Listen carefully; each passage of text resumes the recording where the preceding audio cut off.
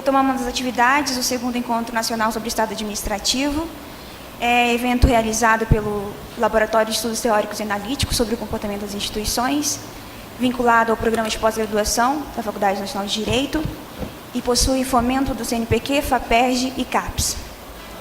A mesa, qual nós compomos agora, é intitulada Administrando Recursos Escassos entre Austeridade e Bem-Estar.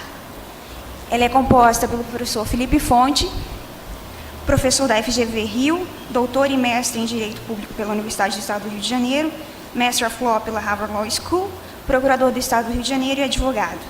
E pelo professor Gustavo Schmidt, professor de Direito da Fundação Getúlio Vargas, do Rio de Janeiro, Master of Law pela New York University School of Law, mestre em Direito pela Vinculação pela FGV Rio, procurador no município do Rio de Janeiro, sócio do escritório Schmidt Lourenço Kingston, advogados associados, presidente do Centro Brasileiro de Mediação e Arbitragem.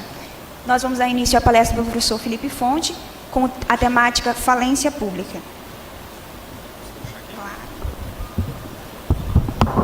Boa tarde a todos. Tá bom? Tá bom. Obrigado, Anne, pela apresentação, por ter passado a palavra e por estar presente aqui para debater conosco esse tema. Gustavo, prazer estar ao seu lado, colega de fundação. Eu queria agradecer também aos professores Eduardo Moreira, Carlos Bolonha, a Luciana, ao Gustavo, ao pessoal que organiza aqui as coisas pelo Letasse. Eu tenho vindo aqui, já é a minha terceira vez aqui no Letasse. Então, é um grande prazer estar aqui na UFRJ, enfim, uma casa histórica, uma faculdade líder aqui no país. Então, e estar aqui nessa missão de falar sobre, nessa mesa, para falar sobre a administração de recursos escassos. Eu confesso a vocês que eu fico até um pouco triste, porque, assim, vocês vieram aqui para ouvir sobre falência pública e esse não é um tema bom, assim, não tem muitas boas notícias para dar. Mas, assim, eu estou aqui, na verdade, cumprindo talvez uma agenda acadêmica e também uma agenda política, que é incutir na cabeça de vocês que a gente precisa ter uma lei específica para tratar desse tema, que não é a LRF, e que a LRF não é essa vaca sagrada que as pessoas colocam imutável e que está infensa a problemas. Pelo contrário, a gente precisa resolver vários outros problemas.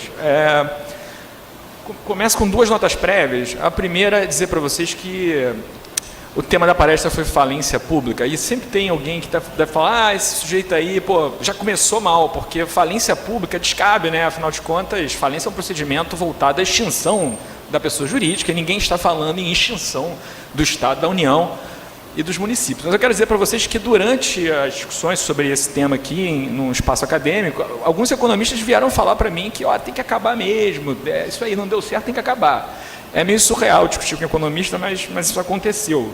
Mas o correto mesmo, o nome do projeto que hoje está tramitando, que vai tramitar, é projeto de recuperação fiscal mesmo dos estados e municípios. Em segundo lugar, eu queria dizer para vocês que isso aqui não é uma palestra propriamente, isso aqui é um bate-papo, a gente vai ter espaço aqui para falar, por isso que eu pretendo nem falar tanto. Na verdade é um bate-papo, mas é também uma espécie de relato e um desabafo, assim, pessoal, porque como procurador do Estado, eu tenho trabalhado na Casa Civil, como assessor especial da Casa Civil, nessas questões do acordo entre a União e o Estado, e assim, a situação é um pouco desalentadora, né? Não tem muita solução no curto prazo, e do ponto de vista acadêmico, tenho trabalhado, e aí é o relato, com as pessoas da Fundação Getúlio Vargas, que estão tratando de um anteprojeto de recuperação fiscal. Tive junto com o Ministério da Fazenda para fazer especificamente esse que está tramitando, o PLP 343. É até uma situação meio esquisita, porque eu tenho que alertar os sujeitos lá do Ministério da Fazenda, da FGV, olha, eu sou interessado na questão, sou servidor estadual e trabalho para o Estado. E tem que avisar, e lá no Estado eu falo para eles, olha, estou sabendo as informações tais e tais do que querem fazer, não sei o que, e levo para lá. Então, é um pouco isso, o relato e desabafo desse procedimento. Como é que meu interesse sobre esse tema começou? Ele começou vendo o caso do Rio Grande do Sul. Eu não sei se vocês já estão acompanhando na mídia, o Rio Grande do Sul, assim como o Estado do Rio de Janeiro e Minas Gerais, passa por um grave problema financeiro. Mas eu descobri, isso que me deixou perplexo e me levou a pensar essa questão, e colocá-la na minha agenda acadêmica, que o Estado do Rio Grande do Sul recebe tributo e rateia diariamente entre os servidores. Então, tipo, os servidores recebem R$20 num dia, R$50 no outro, 70 no outro. Assim, é o rateio diário de tributo. Isso me deixou muito perplexo. Gente, como você estabelece assim, regras mínimas de direito financeiro operando dessa forma. E a situação do Estado do Rio de Janeiro se aproximou desse estado do Estado do Rio Grande do Sul, num curto prazo. Acho que em novembro, dezembro do ano passado, o Estado já estava atrasando pagamentos. Agora, por exemplo, o Estado deixou de pagar, ele pagou o mês de março, aliás, pagou o mês de fevereiro, deve março, abril os servidores, mais o 13º. Só que, e aí o pulo do gato não é só... Não são todas as classes de servidores que estão com esse débito pendente, né? Algumas classes receberam, alguns fornecedores recebem, outros não. No estado do Rio Grande do Sul é a mesma coisa, no estado de Minas Gerais é a mesma coisa. Aqui no estado, por exemplo, esse mês corrente, tem servidor que já recebeu o contra-cheque de R$100 mil, assim, e tem gente que não recebeu o 13º de 2016. Então, assim, a questão que se colocou naquele momento, que me levou a escrever um artigo para o Jota, que eu não sei se alguém leu, mas está publicado, foi essa, assim, pensar em primeiro lugar em que tipo de justiça financeira a gente tem que ter para enfrentar essa situação. Porque se a gente for à lei de responsabilidade fiscal e procurar o que fazer quando o dinheiro é menor que o seu ativo, é menor que o seu passivo, assim, ativo de curto prazo, se você procurar na LRF, o que ela vai dizer para você é basicamente nada. Se você for às regras da administração pública, aqui no Estado, por exemplo, tem um decreto que diz que o fornecedor que deve receber primeiro, a ordem de pagamento dos fornecedores é segundo a emissão da fatura, do empenho, enfim, tem uma regra lá específica que pode ser superada pelo administrador em casos especiais, e eu imagino que tipo de casos sejam esses. É mais importante pagar, por exemplo, a gasolina do carro da PM do que pagar o fornecedor de café da administração, embora o café seja um elemento importante, um combustível importante para a administração funcionar. Então, hoje a gente não tem uma regra definindo qual é a prioridade de pagamento numa situação em que o ativo é menor do que o passivo, assim, um ativo mensal. E essa escolha tem sido dada ao administrador de plantão, que a faz sem nenhum tipo de critério, na verdade atendendo a lobbies diversos, e eu não sei se propriamente com a justiça, porque eu até entendo que a prioridade seja o pagamento de servidores. Eu particularmente acho que no meu interesse pessoal essa é uma boa prioridade, porque eu gosto de receber.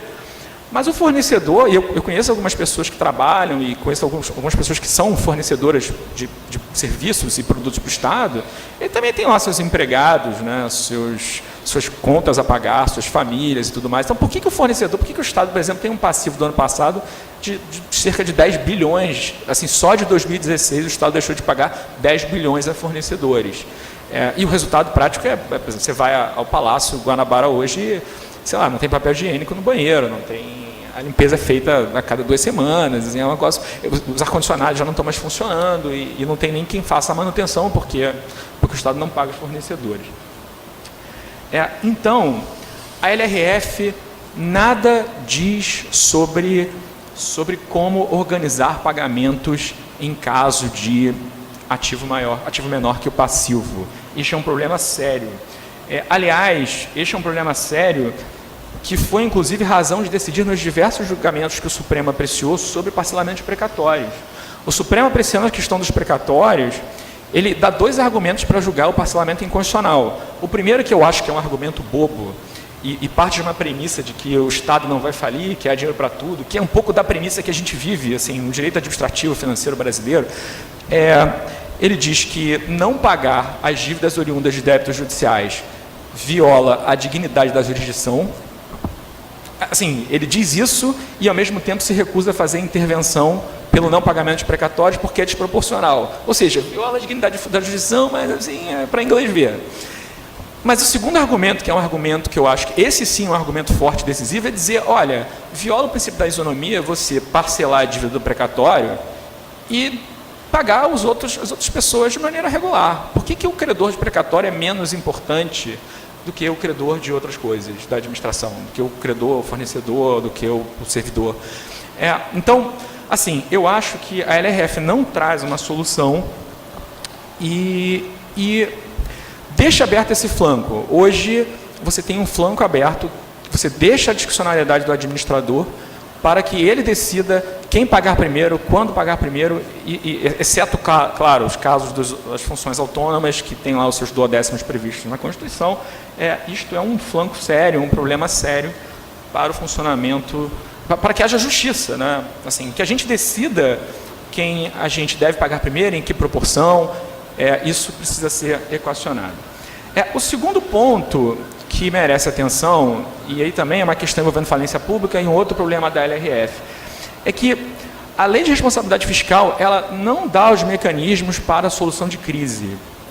Ela não fornece esses mecanismos imediatos e ela não dá as ferramentas ou ferramentas que sejam capazes para essa finalidade. A gente pensa que em solução de crise, a primeira solução que nos ocorre é o aumento da carga tributária. Aliás, eu particularmente não entendo. Eu sei que deve ter muita gente aqui querendo ser servidora e muita gente que é servidora, mas assim, eu vou falar uma coisa que é meio chata. Mas assim, quando o servidor vai à porta da Alerj fazer protesto contra o ajuste fiscal, que o Estado mandou, que foi um ajuste fiscal que basicamente jogou a conta para os servidores, a maior parte da conta, e as pessoas dos escritórios da iniciativa privada jogam um papel picado para defender, assim, você não entendeu a coisa, porque no fundo o que os servidores querem é que o ajuste fiscal seja feito sobre o contribuinte. Esse é o trade-off hoje envolvido no Estado do Rio de Janeiro, é quem vai pagar a conta, se vai ser o servidor, se vai ser o fornecedor, se vai ser o contribuinte, alguém vai ter que pagar essa conta, assim, é uma conta bilionária. Mas, enfim, então, aumento de carga tributária hoje é um problema político sério. Assim, a gente tem as manifestações de 2013 ainda recentes, é difícil, a carga tributária já é excessivamente alta, existe uma coisa chamada curva de Laffer, que significa que, muitas vezes, se aumentar um ponto da alíquota dos tributos, não significa aumento efetivo de arrecadação, muito pelo contrário, às vezes pode resultar em redução da atividade econômica e, portanto, perda de arrecadação. E sempre depende de lei específica para você ter isso. E, portanto, a LRF não pode resolver esse problema. Outra opção que a gente que tem na mesa para resolver o problema é um bailout da União Federal, que é isso que está sendo cogitado hoje, né? A gente quer que a União nos salve. Essa é a esperança do governador. Assim, nessas discussões envolvendo o acordo, teve um dia lá que ele ficou sem paciência e falou: olha, estou de saco cheio desse negócio, arrumem logo meus 6 bilhões aí, se virem para arrumar meus 6 bilhões, porque eu estou cansado de ficar discutindo com vocês essas filigranas técnico-jurídicas. Só que são as filigranas técnico-jurídicas que vão resolver, ou não sei. Então, é isso que está na mesa hoje, isso que a gente está discutindo, e esse bailout vem com contrapartidas da União. Mas a LRF também não ajuda nisso. Sobra no cardápio 2 alternativas. A primeira é a redução de despesa, e aqui a gente tem um problema mais sério de todos, mais grave na LRF, porque o artigo 9º da LRF, quando fala que a gente não vai cumprir as metas da própria lei, ele diz que você vai limitar o empenho e você vai suspender o pagamento de despesa discricionária. Despesa discricionária hoje é quase nada do orçamento público. A maior parte é composta de despesa obrigatória, portanto, o administrador não tem como suspender. E aí você fala: um monte de gente veio reclamar comigo, o seu chefe vai suspender o restaurante popular, isso é um absurdo. Assim, as despesas discricionárias são quase nada. Ele não tem muita alternativa, ele não tem o que cortar nesse cenário. Ele não tem o que cortar. E, portanto, despesas obrigatórias precisam ser feitas e a LRF não dá nenhuma solução. Outras medidas que a LRF prevê, lá no artigo 23, envolvem, claro, servidores públicos. E aí eu lembro que nas primeiras reuniões do comitê de crise para tratar, o governador Dornelles veio com uma minuta de decreto, já acabado de chegar na Casa Civil, e essa minuta já estava pronta. Está aqui a minuta de decreto, amanhã eu vou cortar 30% do salário dos servidores, assim, vai aplicar o decreto para isso, 30%, e eu vou reduzir a carga horária proporcionalmente. O que você acha? Eu falei: governador, eu acho que a sua medida vai ser suspensa em 42 segundos no Poder Judiciário, porque o Supremo, apreciando a ADI 2238, a cautelar da ADI 2238, proposta contra a LRF, suspendeu os dispositivos da própria lei que previam essa possibilidade de redução de despesa. E suspendeu por 2 fundamentos. O primeiro fundamento é dizer que a lei complementar, esse é um fundamento um pouco mais tranquilo de contornar, dizer que a lei complementar prevista no artigo 169 da Constituição é para tratar apenas de limites de endividamento. Essa é a literalidade do artigo 169. Então, assim, esse é um argumento ok, porque a gente pode pensar que outras leis poderiam tratar desse tema, talvez até uma lei estadual, baseada na autonomia federativa do Estado. E o segundo argumento, esse que vocês devem estar esperando, mais grave foi dizer que a lei não pode excepcionar garantias constitucionais, como a redutibilidade de vencimentos, a redutibilidade de proventos, e etc, etc, etc. Portanto, assim, do ponto de vista da LRF, assim, não sobrou nada a não ser aquilo que trata o artigo 169, parágrafos 3º e 4º da Constituição. Reduzir cargo em comissão em 20%, demitir servidor em estágio probatório e, por fim, mandar para a rua. E, particularmente no caso do Estado do Rio de Janeiro, eu devo dizer para vocês que mandar servidor para a rua não é algo que vá solucionar a crise do Estado. Por uma razão muito singela. O Estado tem hoje mais servidores inativos do que ativos. E são os ativos que pagam a conta dos servidores inativos. Assim, se você demitir ativo, você diminui o custeio da Previdência Estadual. Então, assim, isso é uma não solução. Então, na verdade, se a gente aplicar hoje, o único caminho que o Supremo disse que está disponível para o Estado, a solução prática, o resultado prático vai ser a mesma coisa. A gente não vai ter sustentabilidade fiscal nem no médio, nem no longo prazo. Essa questão, e aliás não faz nenhum sentido que a única solução possível para a crise seja esta aqui, né? Assim, um argumento de proporcionalidade, cara. Quem em sã consciência não optaria por ter alguma redução de salário em troca da permanência do emprego, assim, se essa é a única solução possível? Então, essa é a questão. E o ministro, quando a fase é ruim é terrível, porque o ministro Teori Zavascki já tinha sinalizado para o Estado que levaria a cautelar da DI 2238 de volta, quer dizer, ia julgar o mérito, e que ele ia meio que rever essa questão. E a DI 2238 estava pautada para a primeira sessão do Supremo de 2017, pedido para Carmen Lúcia, porque ela estava ciente da questão daqui do Estado. E aí o que acontece? A fase é ruim, o ministro sofre um acidente aéreo e falece. Assim, e a DI 2238 fica sem relator por um bom tempo. Assim, o voto certamente será rasgado pelo novo ministro, Alexandre de Moraes. Assim, ele não vai querer o voto do outro ministro, ele vai fazer um novo, e a gente continua nesse desastre que a gente tem aqui. E, por fim, o último problema envolvendo a LRF se refere ao endividamento público. Quer dizer, não é um problema só da LRF, mas a LRF ela estabelece vários requisitos para o endividamento público de curto prazo, de médio prazo, que hoje, por exemplo, o Estado não tem uma certidão negativa. O Estado não consegue receber transferência voluntária da União para terminar uma obra, porque ele não tem uma certidão negativa de débito tributário, débitos previdenciários, tributários federais, por conta de exigência da LRF.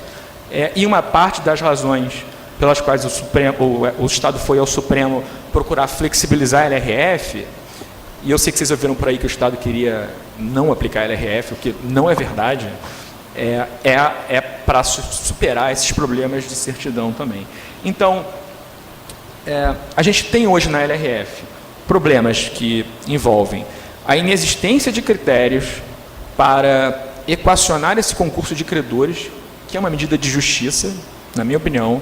A gente precisa dizer quem vai receber o quê, porque lá na Lei 11.101 você tem, assim, credores trabalhistas com créditos até 40 salários mínimos recebem antes. Os créditos superiores as pessoas recebem depois. Por que não ter um critério desse aqui também, assim? Para evitar que num mês alguém receba 100 mil e outro não receba nada. Ela trava empréstimos com filigranas excessivas, e ela não tem um mecanismo de redução de despesa que permita que se atinja o seu objetivo no médio e longo prazo, que é a sustentabilidade fiscal. Então, em boa hora, eu acho, a gente está começando a ver que a LRF ela tem resultados muito positivos, na minha opinião, mas ela não impediu que um desastre acontecesse aqui no Estado, porque o que a gente está vivendo aqui é um desastre. Então, a gente precisa repensar esses mecanismos. Assim, não é para permitir que se faça qualquer coisa, mas para permitir que alguma coisa seja feita neste cenário de caos, que não seja meramente viver um dia após o outro, fazer rateio de tributo entre as classes de servidores escolhidas pelo governador. Assim, esta é a minha opinião. Eu acho até que assim, o modelo escolhido pela LRF foi um modelo ruim, assim, é um modelo one size fits all, assim, é uma coisa só para todos os para 5.500 municípios, 26 estados, um Distrito Federal e a União. Então, é um modelo é um modelo monolítico voltado ao enfrentamento de um problema grave, mas de uma forma uniforme, envolvendo entes que são substancialmente diferentes. A natureza da dívida pública do Estado do Rio de Janeiro é muito diferente da dívida pública do Estado do Acre ou do Rio Grande do Sul. Então, a gente precisa se mover nisso.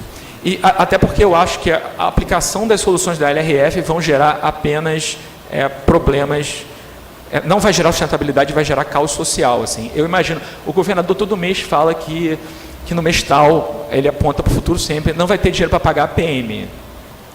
É sempre isso. Meu Deus, não vai ter dinheiro para pagar a PM, e se não pagar a PM serão... Assim, a PM, as Forças Armadas do Estado, que são a Polícia Militar, a Polícia Civil, e pelo que eu entendi, são 50 mil homens equipados com pistolas e fuzis, sem receber salários. Então, assim, se eles ficarem em casa, já é um problema, porque o tráfico no Rio de Janeiro é um tráfico pesadamente armado, né? Vocês sabem disso. Agora, se a PM resolver fazer alguma coisa, aí, enfim, como aconteceu no Espírito Santo, por razões diversas, aí vocês imaginam o que será do Estado. Corram para as montanhas, comecem a estocar alimentos. A última vez que eu vi sobre que isso ia acontecer foi agora em maio. Agora em maio não ia ter receita para pagar a PM. Não sei se essa é a solução.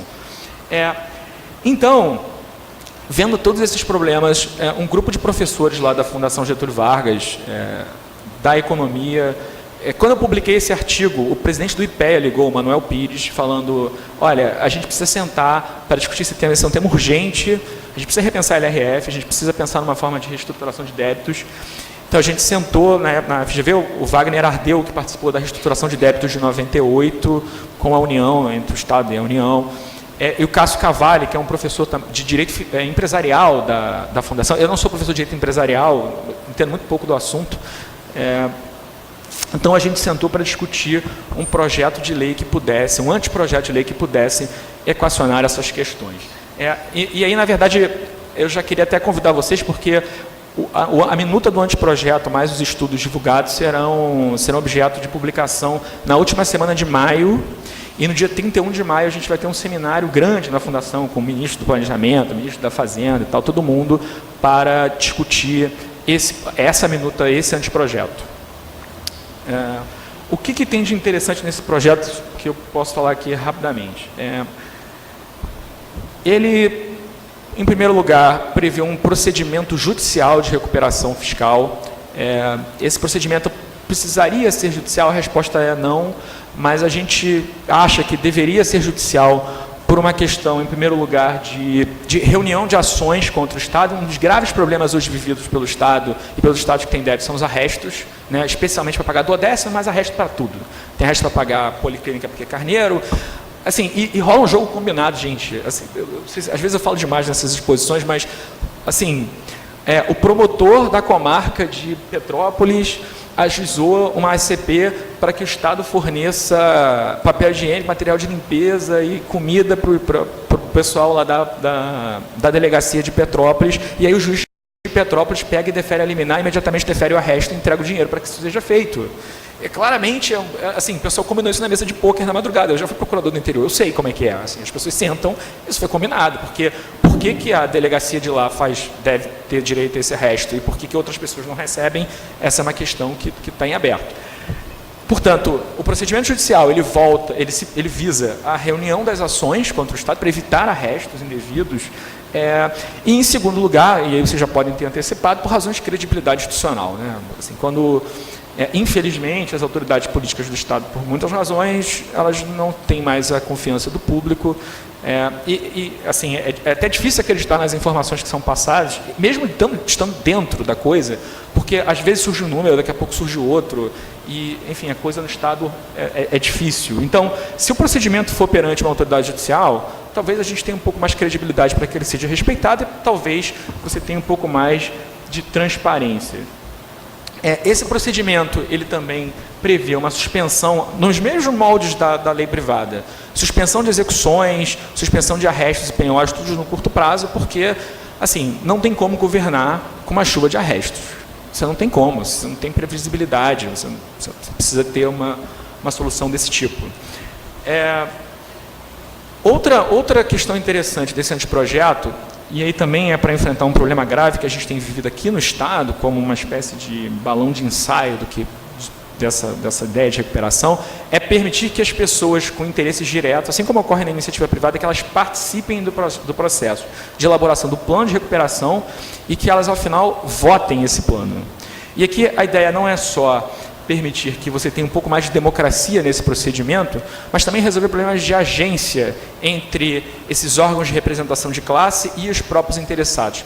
Veja, meu problema pessoal, a Associação dos Procuradores do Estado do Rio de Janeiro tem um discurso público de nenhum direito a menos. Nenhum direito a menos.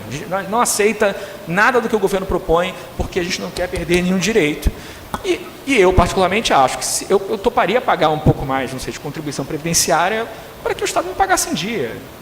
Eu acho que essa é uma escolha que eu faria.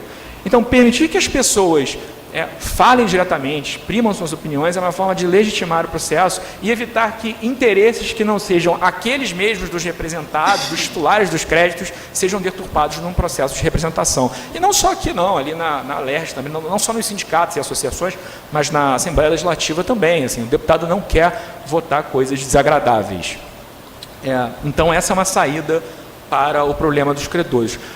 Outra coisa que a gente também prevê é a possibilidade de que uma maioria de credores aceite o plano, ainda que contra a vontade de uma minoria inexpressiva que possa eventualmente rejeitá-lo.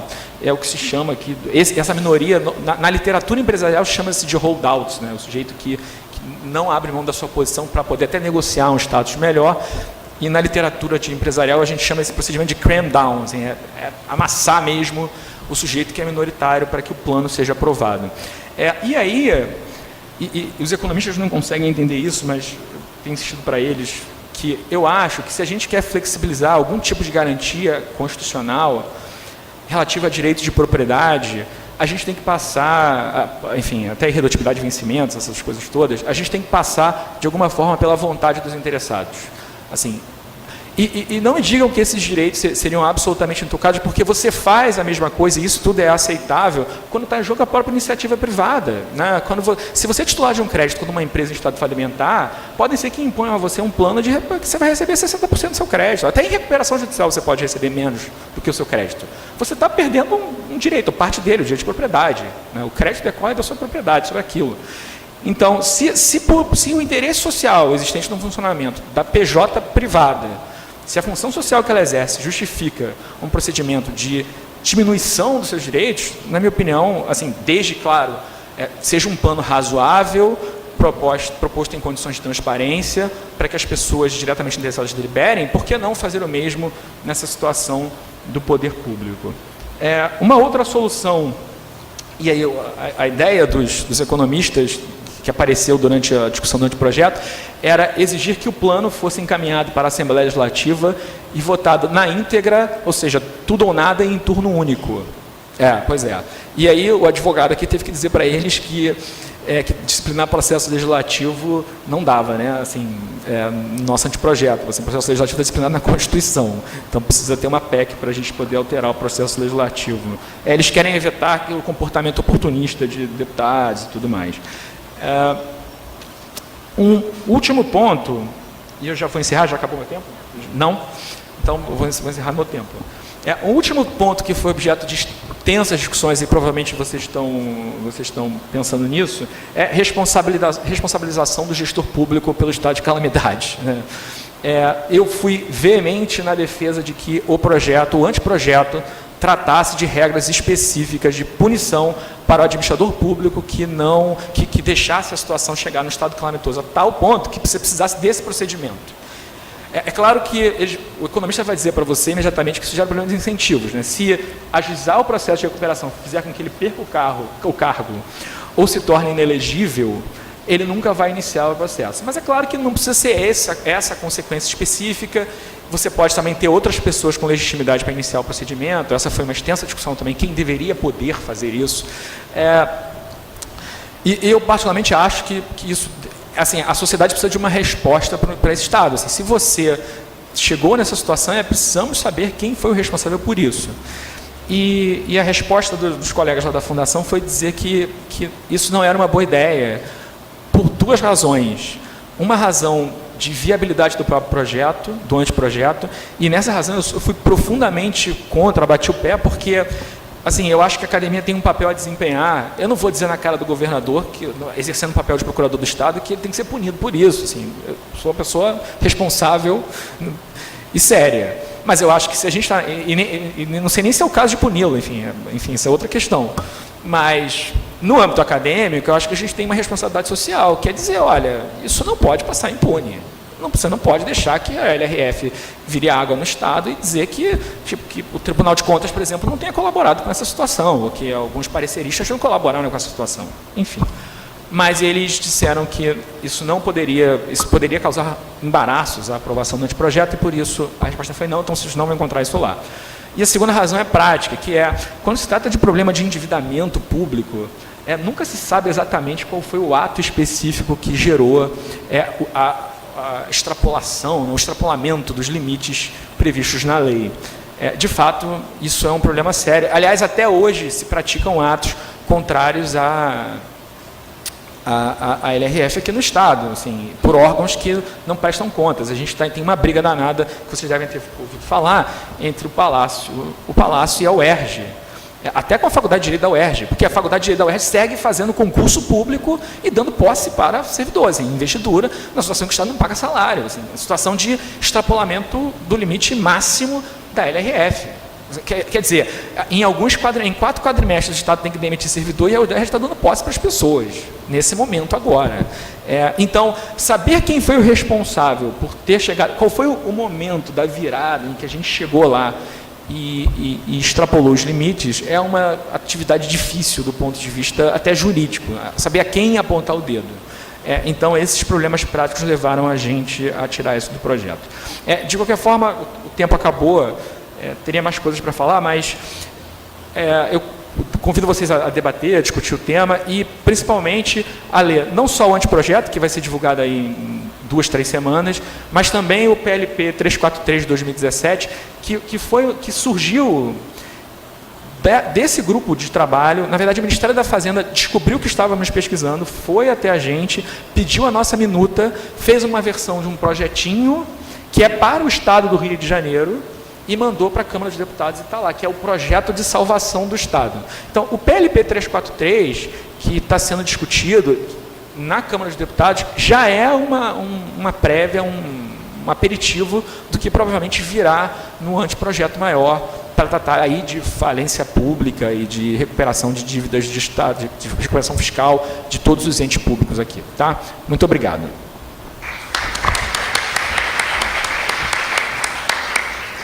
Muito obrigada, professor Felipe Fonte.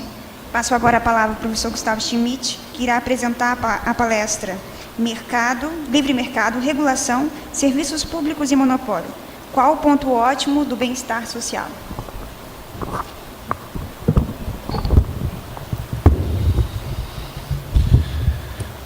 Anê, eu queria agradecer ao convite que eu recebi para estar aqui com vocês hoje, com essa plateia tão qualificada. Um agradecimento muito especial à organização do evento. Uma saudação ao meu amigo de Fundação Getúlio Vargas, procurador, ou seja, colega de advocacia pública, muito embora ele seja procurador do Estado e eu procurador do município, então não esteja vivenciando os mesmos problemas que ele. Fazer uma referência aos meus alunos da Fundação Getúlio Vargas que estão aqui hoje, sempre Caio, Ana, prazer estar com vocês. O meu tema não sei se é tão instigante quanto o do Felipe. Acho que certamente vocês têm muito mais perguntas e questões que vocês vão dirigir a ele ao final dessa exposição. Mas, particularmente, é um tema que me interessa muito.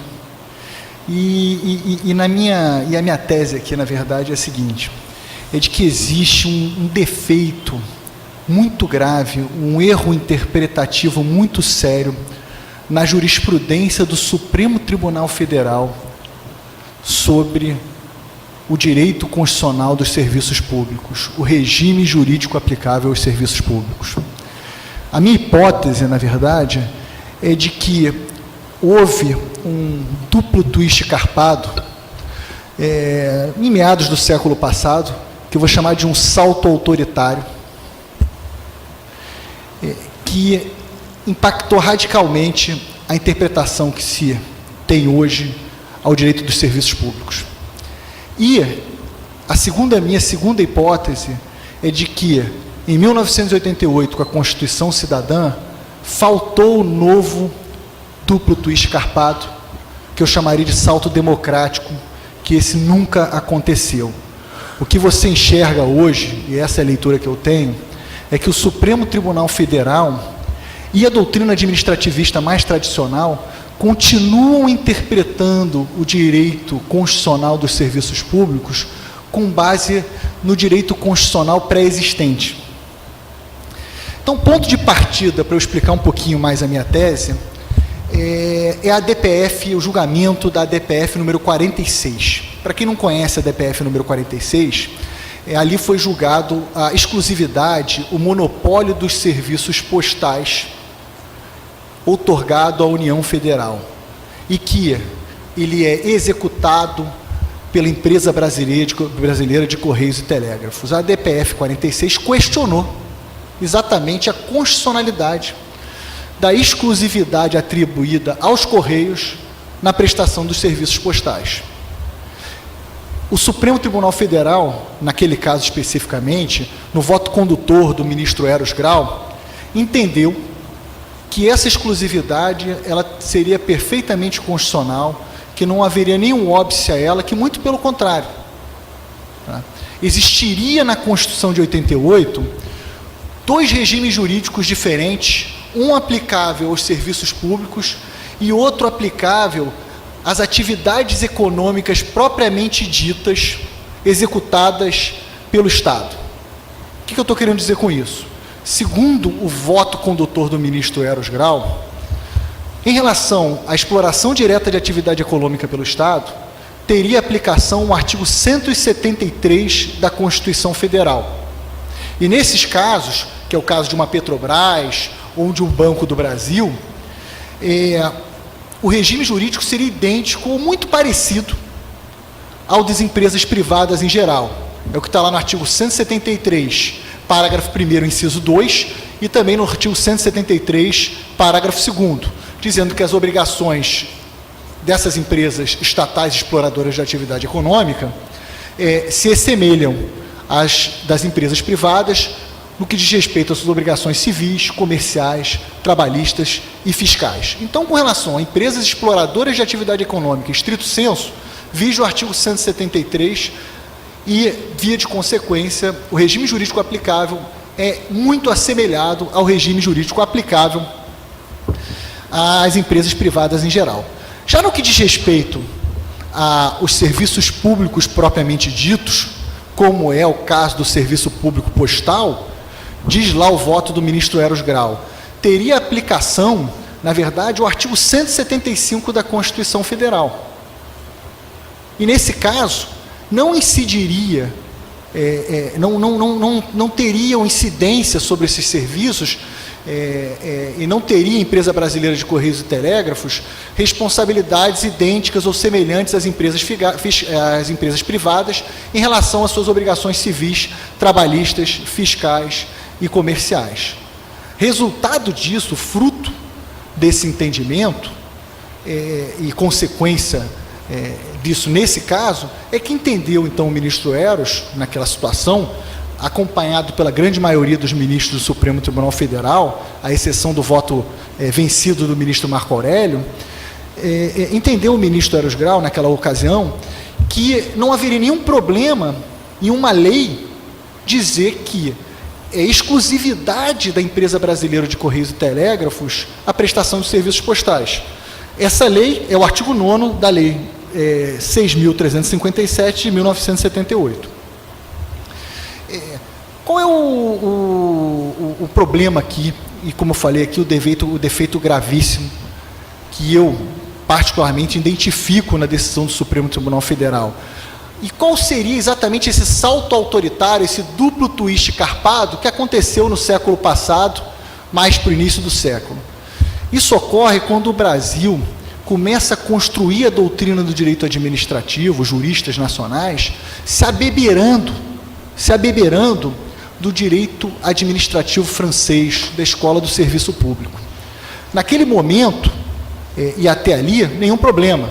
O que basicamente, como é que foi essa conversa, esse diálogo entre o direito administrativo francês e o direito administrativo brasileiro? Basicamente, ali a percepção foi a seguinte, a de que o direito administrativo em geral e o direito dos serviços públicos, por consequência, é um direito destacado, diferenciado, que subordina um regime de direito público em que o Estado ele possui prerrogativas, privilégios e direitos diferenciados que não se confundem com aquele regime jurídico que é aplicado à esfera privada.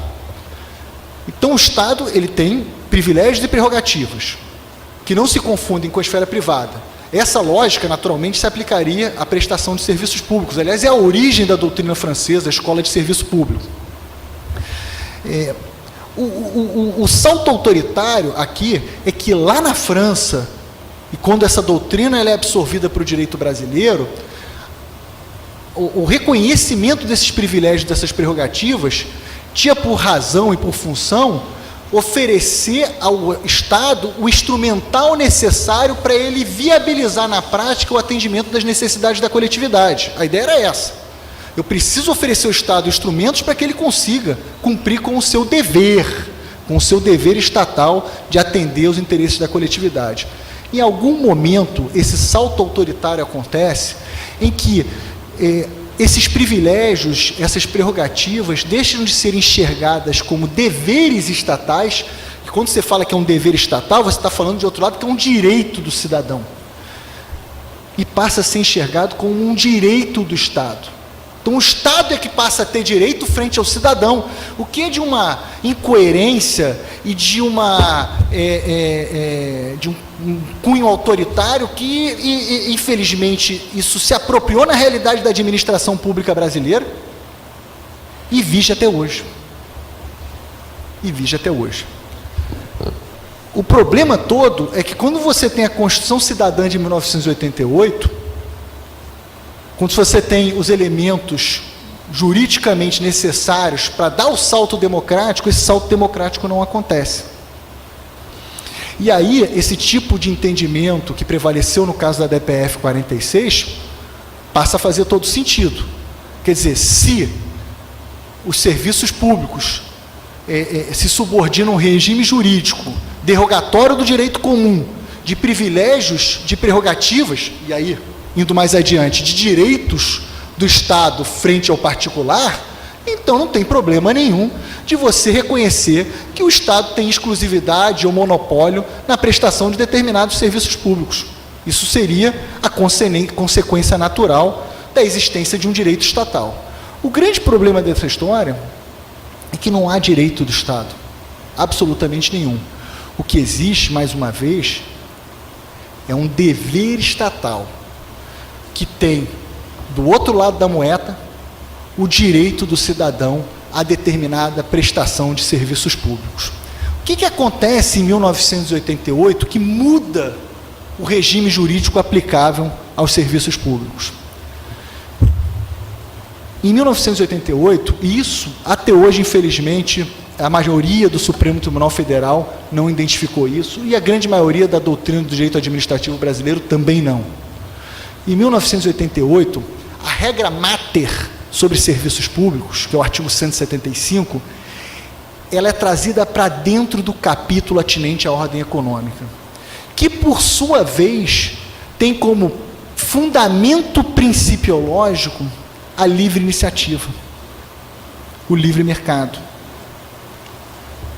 Nesse momento, você tem uma mudança completa de paradigma, você tem uma mudança radical na disciplina constitucional. Isso não existia até 1988. A livre iniciativa nunca teve qualquer tipo de protagonismo no direito constitucional brasileiro.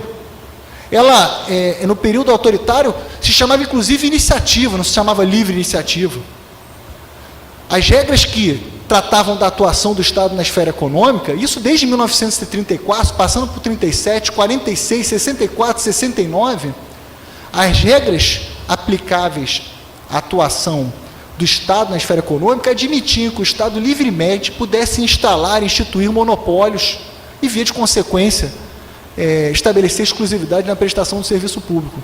O problema é que essa interpretação, que é a interpretação que fazia todo sentido até 1988, ela não mudou.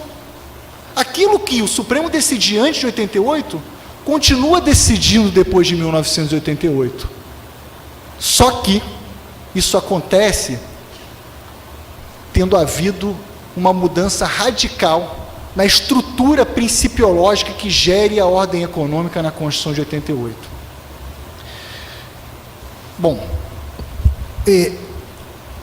partindo dessa premissa, o que eu posso dizer aqui é o seguinte: hoje, o direito dos serviços públicos não pode ignorar o princípio da livre iniciativa.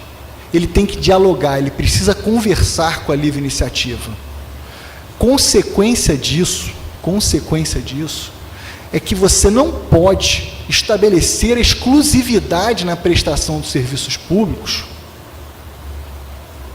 quando existir particular interessado em prestar aqueles serviços segundo as regras de mercado. Essa tem que ser a regra geral.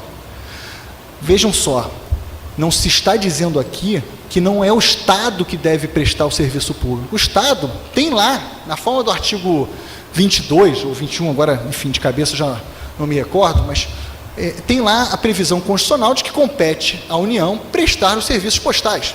Então tem que prestar o serviço público. O problema não é a União prestar esse serviço público. O problema é você proibir eventual particular, eventual interessado, segundo as regras de mercado, e eventualmente, no regime de competição, prestar aquele serviço em caráter complementar. Esse é o defeito da argumentação do Supremo Tribunal Federal. Como me parece que seria a forma mais adequada de enxergar particularmente essa história? É de que, a partir da Constituição de 88, você só pode admitir a exclusividade na prestação do serviço público se existir uma justificativa regulatória de alta relevância constitucional para isso. Vou dar aqui um exemplo. Serviço público de transporte por ônibus. Imaginem se você admite que qualquer pessoa agora aqui na cidade decida que pode prestar o serviço público de ônibus. Aí você vai botar 20 mil ônibus de novo mais na cidade. O trânsito da cidade, a mobilidade urbana, seria caótica. Então, nesse caso, por uma questão regulatória de alta relevância, em defesa de um interesse constitucional igualmente relevante, que é a mobilidade urbana, faz sentido que você estabeleça a exclusividade estatal na regulação do serviço público de transporte de passageiros por ônibus. Agora, no caso dos serviços postais, que foi o exemplo que eu mencionei aqui, isso não faz nenhum sentido. Não tem nenhuma explicação que justifique que a empresa brasileira de Correios e Telégrafos preste o serviço público o serviço postal com exclusividade, interditando a prestação desse serviço à esfera privada. Não há, isso é incompatível com o princípio da livre iniciativa. Isso é incompatível com a moderna ideia de serviço público que foi introduzida pelo Constituinte em 1988, quando traz o artigo 175 para dentro do capítulo atinente à ordem econômica. E essa solução que eu estou aqui propondo, ela resolve uma série de paradoxos que não foram examinados pelo Supremo Tribunal Federal ainda. O Supremo Tribunal Federal teve a oportunidade de dizer, no caso dos Correios, que esse serviço público ele é exclusivo de Estado. Teve a oportunidade de dizer isso também no caso dos serviços de infraestrutura aeroportuária, aqueles serviços, vamos dizer, que são prestados pela Infraero, dizendo, olha, esses serviços também são serviços exclusivos de Estado. Uma prestação de serviço público estaria em regime de exclusividade. Mas, por exemplo, no setor portuário, hoje, o serviço público prestado em âmbito portuário, ele admite dois regimes radicalmente diferentes. Você tem o porto organizado, e esse porto organizado, ele na verdade, é o Estado que constrói a infraestrutura e permite a sua exploração pela esfera privada. Nesse caso, há um contrato de concessão, e você está falando de prestação de serviço público propriamente dito. E também há os terminais privados que ficam fora do porto organizado, em que há uma mera autorização para a prestação daquele serviço. Nesse caso, o serviço público está dentro do porto organizado. E fora do porto organizado, você tem, na verdade, um serviço privado meramente autorizado pelo poder público.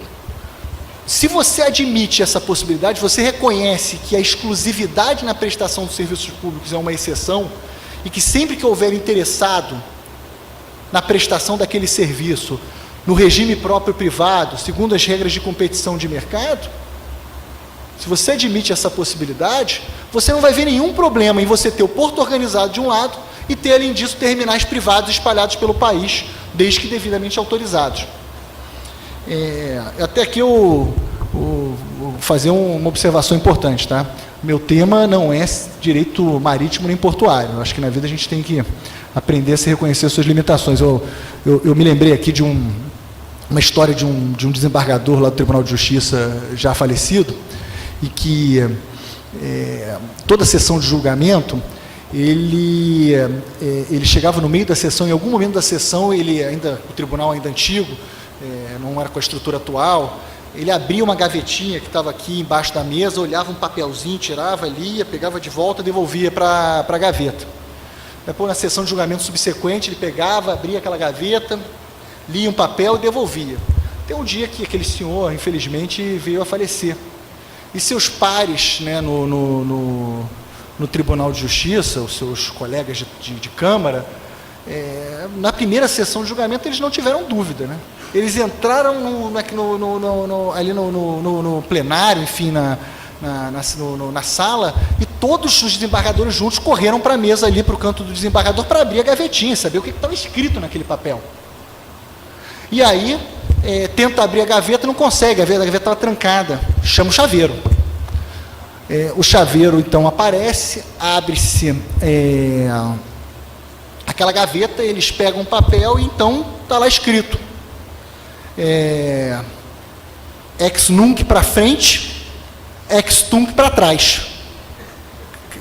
O desembargador, ele também reconhecia suas limitações, né? Quer dizer, ele falou, não consigo me lembrar o que é ex tunc e ex nunc. Então ele botou no papelzinho, se o assunto surgia no meio da sessão, ele recorria à sua cola. Eu aqui estou dizendo isso, estou contando essa historinha, para dizer para vocês que o tema do direito marítimo e portuário não é o meu.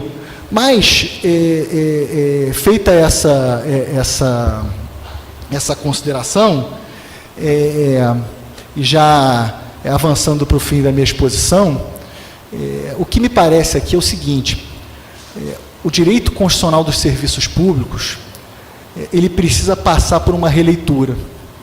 Ele precisa passar por uma releitura com base na nova disciplina constitucional instituída pelo Constituinte de 1988. Essa proposta de leitura, ela não é uma proposta baseada numa visão meramente ideológica da Constituição de 1988, mas ela parte de uma série de mecanismos interpretativos que devem ser, vamos dizer, pontos de partida de qualquer jurista na interpretação constitucional. Quando eu falei aqui, eu mencionei basicamente o primeiro ponto, que é o de que a Constituição, como vai dizer lá o ministro Luiz Roberto Barroso, ela é um sistema de normas que demandam uma interpretação sempre baseada no princípio da unidade da Constituição. Você não pode interpretar o artigo 175 da Constituição de forma isolada, ignorando que ele está inserido no capítulo atinente à ordem econômica, e ignorando que o princípio da livre iniciativa, junto com a valorização do trabalho humano, são os dois fundamentos da ordem econômica de 1988. Você não pode também ignorar aquilo que consta dos anais da Constituinte. Se você pegar os anais da Constituinte de 1988, tem uma discussão que foi muito relevante entre o deputado Vladimir Palmeira e o deputado Rubem Medina, em que ali houve uma tentativa de tirar a livre iniciativa, por meio de emenda parlamentar, de tirar a livre iniciativa como fundamento da ordem econômica. Mas acabou prevalecendo a emenda do deputado Rubem Medina, que traz a livre iniciativa não só como fundamento da ordem econômica, como reconhece a ela determinados valores sociais inserindo os valores sociais da livre iniciativa como fundamentos da República no artigo 3º da Constituição Federal. Então, associando a interpretação sistemática da Constituição à interpretação histórica, a única solução que se permite para o caso é reconhecer que não é mais possível se interpretar o direito constitucional dos serviços públicos com base na doutrina do direito administrativo do início do século XX. Essa doutrina merece uma releitura, reconhecendo que os serviços públicos eles não são mais aqueles serviços públicos tradicionais em que o Estado tinha ampla liberdade para fazer o que quisesse, inclusive para interditar a atuação do Estado de forma discricionária, mediante aprovação de lei, interditar a atuação daquela atividade para a iniciativa privada. Enfim, acho que eram essas as considerações que eu tinha que fazer sobre o tema. E aí, terminando e já encerrando, qual é, então, o ponto ótimo do bem-estar social no campo do livre mercado, no campo da regulação, dos serviços públicos e do monopólio? A resposta, na minha opinião, é de que não é possível se estabelecer exclusividade na prestação de serviços públicos para o Estado, salvo em situações em que exista uma justificativa regulatória de índole constitucional, que você possa demonstrar ela empiricamente que a melhor solução é efetivamente a interdição daquela atividade para o Estado. O exemplo que eu tenho que dar para vocês aqui, o que eu posso oferecer, é na prestação do serviço público de transporte de passageiro por ônibus.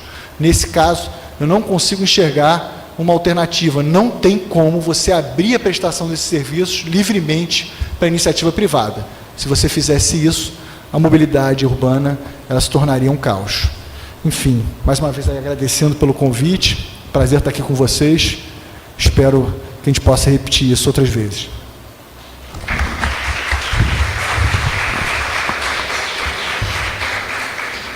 Muito obrigada, professor Gustavo Schmidt, pela exposição. Agora nós abriremos as perguntas. Alguma pergunta? Não interessado? O professor Felipe Fontes expôs aqui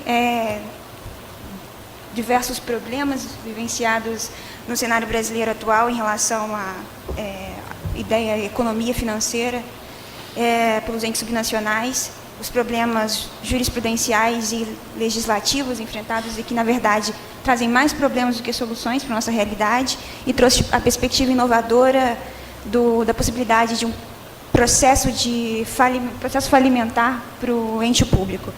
Nesse cenário, eu gostaria de propor uma reflexão.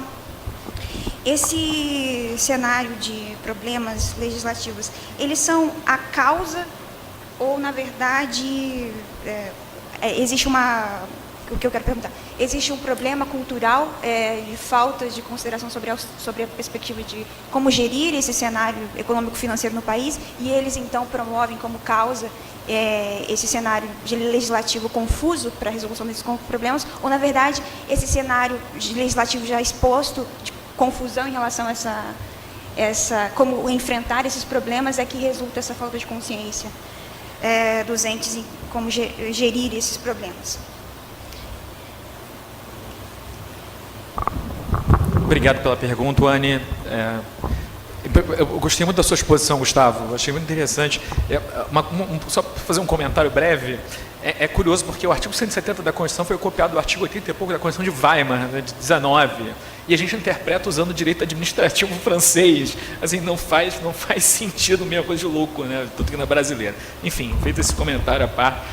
A questão, portanto, é saber se a forma como o direito financeiro é tratado hoje na legislação, na Constituição ou na LRF, seria a causa desse problema que a gente está vivendo, ou se isso é um problema cultural de modo geral.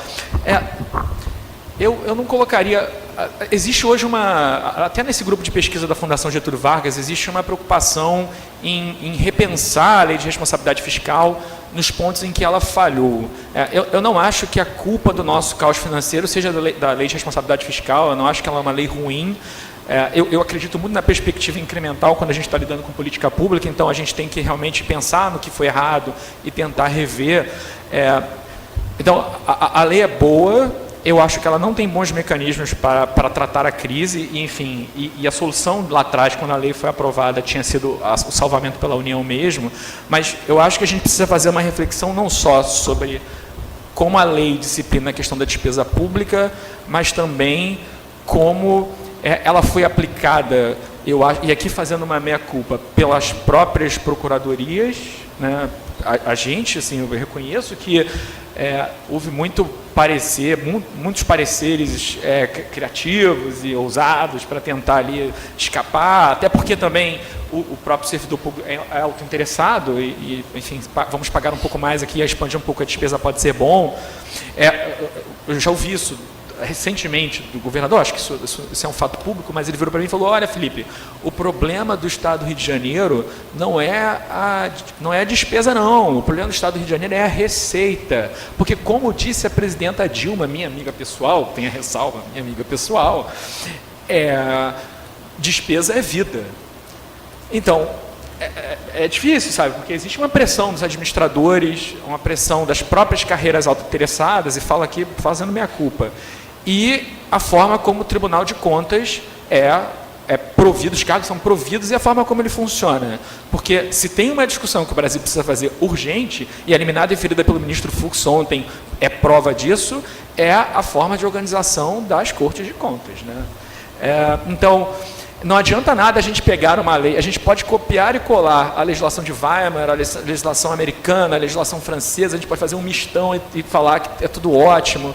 Meu professor de Direito Civil falava que, o professor Marlon Marin dizia que o Código Civil brasileiro era uma mistura do Código Alemão com o Código Italiano, com o Código Francês, e às vezes o código era contraditório porque a gente resolveu dar copy-paste em pedaços diferentes. Se alguém já leu... tem uma história, um depoimento do Nelson Jobim sobre a Constituição de 88, eles recortavam trechos de Constituição estrangeira nesse nível, e separavam, o que é mais importante, o que repete muito é princípio fundamental, o que repete médio é princípio setorial, o que quase não repete são normas que a gente pode botar lá para o final da Constituição, de repente na DCT, sei lá. Então, a gente pode copiar a legislação fiscal do Canadá, da França, de onde quer que seja, e sem pensar também as instituições e a forma como a gente lida com ela, fica difícil. Então, eu não acho que a LRF seja a causa, eu acho que a causa desse Estado seja mais a interpretação, talvez um pouco leniente, que tenha sido dada a ela. Mas eu acho que ela é uma lei extremamente problemática, muito ruim, no que tange a solução do problema. Eu acho que one size fits all, ela é uma lei que não dá as ferramentas, e aí o pezão tem que cortar o restaurante popular e o Vale Social, ao invés de cortar salário de 100 mil. Aí você me pergunta, o governador quer isso mesmo? Ele não quer isso, por ele cortava o salário de 100 mil, assim, evidentemente. Agora, ele não pode. E aí, pensar em meios de poder e de privilegiar o que é o correto, segundo a gente entende que seja correto, a gente precisa alterar a lei, alterar a Constituição e pensar nesses problemas. Muito obrigada, professor. O professor Gustavo Schmidt expôs aqui o problema vivenciado em relação ao regime de serviços públicos, a perspectiva autoritária, então, no aporte do regime de serviços públicos vivenciados no Brasil, dando ênfase no caso da DPF 46, caso de concentração de serviços públicos de Correios, e expôs muito abertamente que, mesmo com a transformação democrática vivenciada no Brasil pós-88, ainda assim nós verificamos grandes desvalorização em relação à livre iniciativa e uma grande concentração de serviços públicos pelo Estado, mesmo quando o particular, em muitos casos, poderiam fazer um grande trabalho, servir melhor à sociedade. Nesse cenário, eu questiono, esse controle dos serviços públicos pelo Estado é fruto de uma cultura, apego em relação ao Estado ser o melhor por parte da sociedade para poder gerir esses serviços? E um segundo tópico seria se existe uma falta de consciência sobre os efeitos benéficos ou deletérios que pode-se causar dessa concentração de regime dos serviços públicos no Estado, ou seja, a falta de consciência por parte das instituições de que o particular também poderia promover bons serviços para a sociedade, não estritamente só o Estado. Enfim, antes de responder a sua pergunta, eu vi aqui o professor Carlos Bolonha, meu agradecimento muito especial pelo convite. Obrigado, professor. Bom, eu acho que assim, tem uma série de elementos que influenciam essa leitura, essa visão da atual disciplina constitucional, que no final, na prática, pelo menos, ela é outorgada ou ela é praticada no âmbito do direito dos serviços públicos. Acho que o ponto de partida é realmente aquele duplo twist escarpado que eu mencionei. Quer dizer, o ponto de partida, na minha opinião, é realmente... acontece no momento em que você se apropria do direito administrativo francês, traz ele para o direito brasileiro, reconhece que o direito administrativo é um direito diferenciado, que não se confunde com o direito privado, em que a administração pública ela subordina e faz jus a uma série de privilégios e prerrogativas, e você, num determinado momento, por uma questão autoritária, e aí eu acho que o histórico autoritário do país fala por si só, você, num determinado momento, deixa de perceber que aqueles privilégios e aquelas prerrogativas, elas existem para que o Estado cumpra a sua finalidade, que é atender as necessidades da coletividade. E você começa a enxergar aquilo como um direito. O grande problema é esse, você enxerga a prestação de serviços públicos como um direito do Estado, você não enxerga isso como um dever. Quando você olha lá para a Constituição e fala, compete à União prestação de serviços postais. O compete não é um compete de direito, é um compete de dever. O direito é do cidadão. Então, a União tem essa obrigação, tem esse dever, deve fazer isso por via da Empresa Brasileira de Correios e Telégrafos. Agora, o grande problema é que, a partir daí, você não pode enxergar uma proibição, uma interdição dessa atividade à esfera privada. Aí você tem um problema que, na minha percepção, parece um problema grave. Sem sombra de dúvida, existem outros elementos culturais que influenciam isso, até vamos dizer, uma culpa católica, eventualmente, enfim, essa leitura de que o lucro, a atividade empresarial, ela sofre até um grau de criminalização no país. Então, o empreendedorismo ele não é enxergado como uma fonte de produção de riquezas, enfim. Eu acho que isso certamente influencia esse entendimento. Você acaba atribuindo para o Estado todas as responsabilidades, deixa o privado de estar ali em determinados momentos, ele poderia funcionar bem, em caráter complementar, perceba, em caráter complementar, desafogando o próprio Estado de determinadas atividades. Então, enfim, eu diria que é um misto e um conjunto de fatores que levam a isso, e o que falta... Não estou dizendo isso por uma questão, mais uma vez, não é uma questão ideológica. A minha percepção é o que se extrai da Constituição de 88. O que falta no âmbito do direito dos serviços públicos é reconhecer algum espaço, sim, à iniciativa privada, com base no que dispõe o artigo 170 da Constituição Federal. Muito obrigada, professor Gustavo. Gostaria de fazer uma pergunta? Por favor.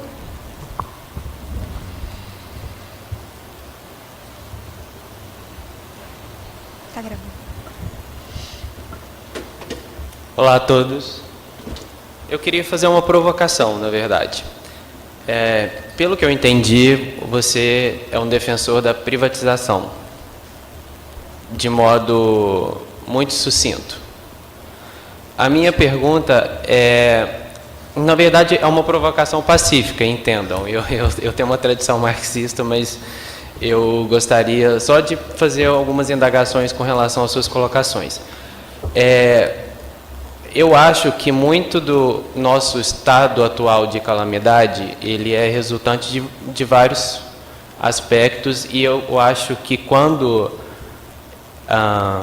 o senhor entende brechas que poderia dar aso a uma prestação pelo privado, eu queria saber quais os otimismos que o senhor vê com relação a isso, se, por exemplo, quando a gente compara com a reforma trabalhista, cujas propostas foram, de uma maneira até fraudulenta, financiadas por associações privadas, ou seja, associações que defendem abertamente a redução de direitos, que entendem que a desoneração de encargos trabalhistas poderia, de alguma forma, estimular a geração de empregos. Enfim, qual é a luz no fim do túnel para que a privatização que o senhor entende não recaia na precarização do serviço que a gente já vê de alguma forma que já são os privatizados? Eu estou dizendo, serviços privatizados não são necessariamente garantistas de uma efetiva prestação de serviços regular, que seja feita de maneira que a gente espera que seja feita. Eu queria só saber qual é o otimismo diante desse atual cenário que a gente tem, para que o senhor entenda que o Estado deveria abrir mão, de alguma forma, ainda que legalmente, para esses espaços da livre iniciativa. Bom, então, obrigado pela sua provocação. Enfim, se eu me fiz entender mal aqui, eu acho que é importante esclarecer o meu ponto. O meu ponto não é que o Estado, e aí eu digo a União, por exemplo, porque eu utilizei o exemplo dos serviços postais, deve se retirar dessa atividade. Muito pelo contrário. Essa atividade tem que continuar sendo prestada porque a Constituição exige isso. O meu ponto é direito constitucional. O artigo 21, 22 da Constituição vai dizer lá que compete à União a prestação de serviços postais. Então, esse serviço tem que ser prestado pelo Estado. É um dever estatal. Ele tem essa obrigação constitucional e deve fazer isso. O meu ponto é que isso não pode levar a também a interdição da atividade por parte da esfera privada. Quer dizer, a esfera privada aqui, ela tem que surgir, se ela tiver interesse, aí é só se tiver interesse, em complemento ao Estado. Então, o Estado vai continuar prestando serviço, mas você, além de ter a opção de ir na empresa brasileira de Correios e Telégrafos, você ir ao Correio e contratar aquele serviço especificamente, eventualmente, se você tiver interesse, você tem a opção de ir lá num outro ambiente, numa empresa privada e também contratar aquele serviço. No final, não é redução de opções, mas é ampliação das opções. E, nesse sentido, é a tese proposta de uma busca do ponto ótimo do bem-estar social. Tá? Então, zero de privatização. Em nenhum momento essa proposta surgiu no meu discurso. Muito obrigada pela pergunta.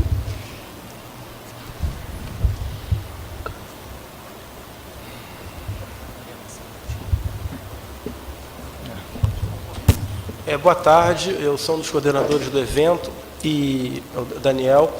Agradeço a presença dos palestrantes e sou mestrando aqui da FND e pesquiso o estado de necessidade da administração pública.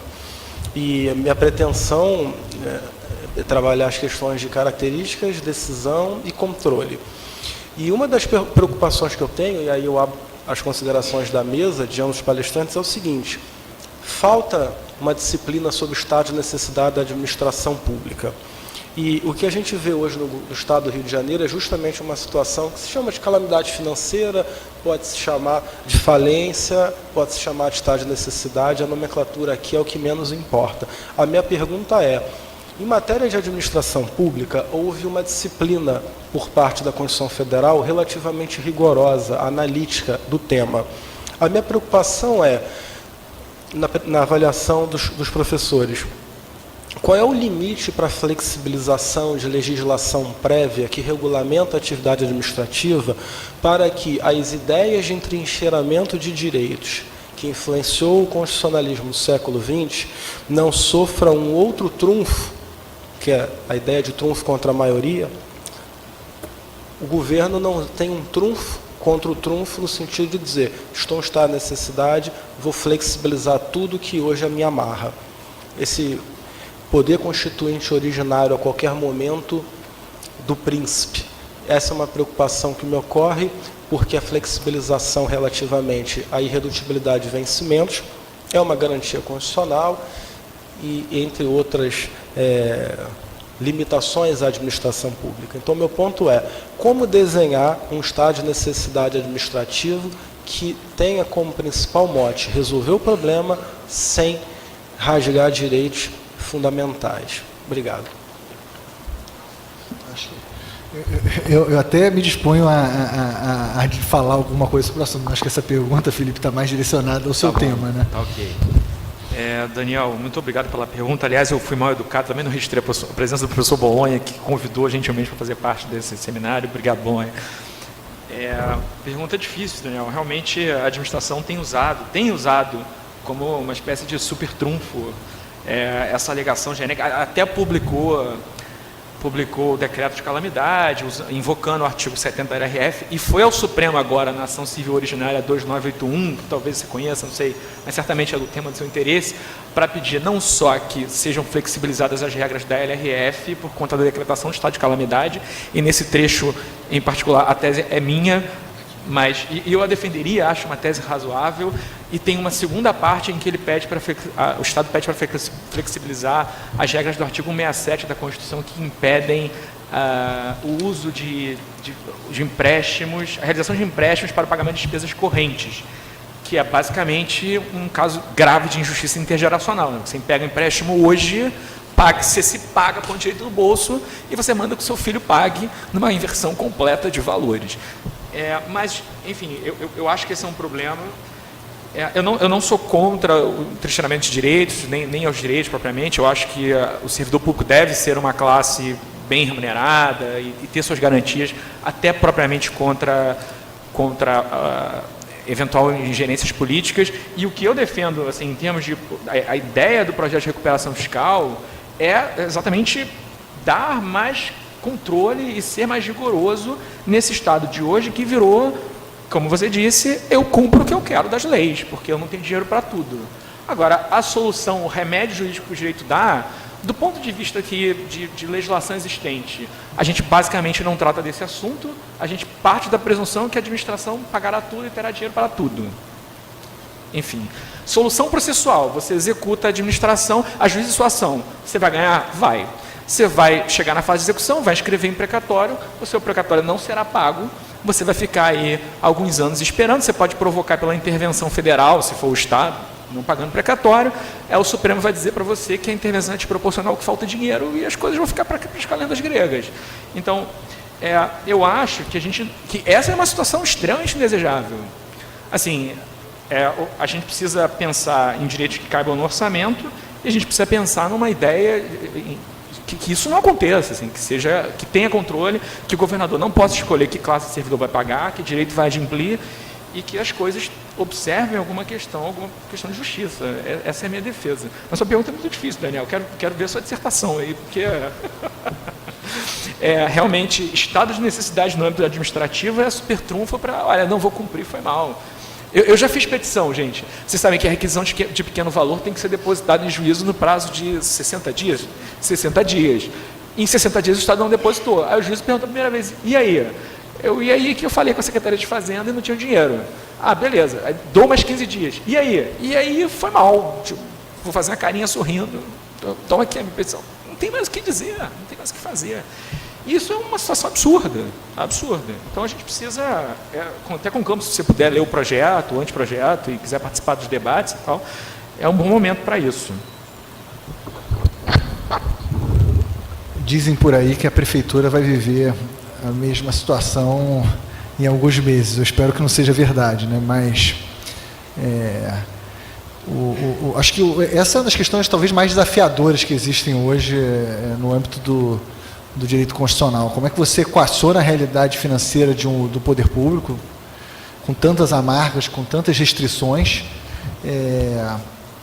sem desrespeitar os direitos fundamentais consagrados na Constituição de 88. Né? Quer dizer, como equacionar isso? A resposta é muito difícil. Antes de ver essa realidade do Estado, sempre quando eu pensava sobre o assunto, antes disso ter acontecido efetivamente, a memória que a gente tinha no Rio de Janeiro foi na prefeitura, no governo Saturnino Braga, que isso aconteceu na cidade do Rio de Janeiro. Que a cidade, enfim, abre aspas, quebrou e que não havia dinheiro para pagar os salários dos servidores municipais, ficaram 3 meses, muitos deles sem receber. Aliás, eu tenho muitos colegas procuradores do Estado que na época fizeram um concurso para a Procuradoria do Município, deixaram a Procuradoria do Município, foram para a Procuradoria do Estado, estão lá vivendo isso de novo hoje. Então, e eu acho que a gente precisa de uma nova repactuação social. Não estou falando necessariamente uma constituinte, não é esse o ponto, mas é só um pacto social para viabilizar uma solução para esse problema. Vai ter que abrir mão, não tem jeito. E aí eu gostei muito da sua colocação, em determinado momento da sua exposição, hein, Felipe, quando você traz algumas premissas importantes, dentre aquelas a do diálogo, a da participação. Enfim, se a sociedade não participar, não se envolver, se ela tem que ter participação, tem que ter voz ativa e tem que ter condições. Então, assim, o ideal, né, pensando idealmente, era o poder público se associar à sociedade civil, dialogar efetivamente para viabilizar uma solução. O problema é que hoje a sociedade civil está surda, não quer escutar o poder público, e o poder público não consegue ser ouvido pela sociedade civil, por inúmeros motivos, e aí, sem sombra de dúvida, os grandes responsáveis por isso estão no poder público. Não estou falando dos procuradores do Estado nem dos do município, não, eles são ótimos, mas a gente sabe a realidade política brasileira, e isso criou uma relação de surdos e mudos. A sociedade não está dialogando com o poder público e vice-versa. Sem diálogo, não vai ter essa repactuação necessária. E até para chegar lá, a gente ainda tem uma trajetória, um trajeto complicado pela frente. Não sei se as minhas reflexões aqui te ajudaram em alguma coisa, mas evidentemente como cidadão a gente está sempre pensando sobre isso. Só um comentário, Gustavo. Existe, na minha opinião, um grande desincentivo para que o político, para que o poder público traga, de fato, as informações verdadeiras para o público. Às vésperas da aprovação do chamado pacote de maldades, na verdade, o ajuste fiscal do Estado, eu estava nas reuniões e a Fazenda trouxe um gráfico demonstrando as projeções. Se nada acontecer, onde é que estaremos daqui a 2, 3, 5, 10 anos? E assim, era um gráfico terrível, que dava uma projeção de déficit de 30, 40 bilhões para breve. Assim, absolutamente assustador. E quando eu vi aqui, eu falei, olha, as pessoas deveriam ter conhecimento disso. Isso é fundamental. E ter acesso aos dados que levaram a essa projeção. Você precisa dizer isso. E em determinado momento, naquele momento quem estava governando era o Dornelles, e eu não sei porque eu fiz entre aspas, porque ele estava governando de fato, ele virou e falou, não, isso não vai poder aparecer para o público. Enfim, na qualidade de assessor jurídico, você fica perplexo, né? Assim, como cidadão, aliás, como cidadão. Mas aquela informação foi retirada da exposição e as pessoas ficam a ver navios, sem saber a realidade do Estado, porque isso causa prejuízos à imagem política de um grupo político, de um político em particular e de um grupo político que já teve muita proeminência aqui no Estado. Então, é muito difícil, a gente precisa repensar. Por isso que eu acho que se a gente colocar essa situação na lei e dizer, olha, se você não pagar, uma das hipóteses é tipo a lei de falência privada, se você deixar de pagar 0,1% da sua receita corrente líquida a certa classe de credores, esses credores sozinhos ou reunidos podem iniciar um processo de recuperação. E nesse processo, perante o juiz, você vai ter que juntar informação. Aí você vai ter que dizer por que ficou assim. Eventualmente, não sei, a gente pode pensar em outros procedimentos, mas essa é a ideia. As pessoas nem informação têm. Terrível. Muito obrigada novamente aos professores. Essa mesa tratando de importantes considerações sobre temas atuais. Agradeço a todos os presentes pelas perguntas e provocações e os convido para a próxima sessão para prestigiar a palestra do professor Alexandre Paredes. Muito obrigada.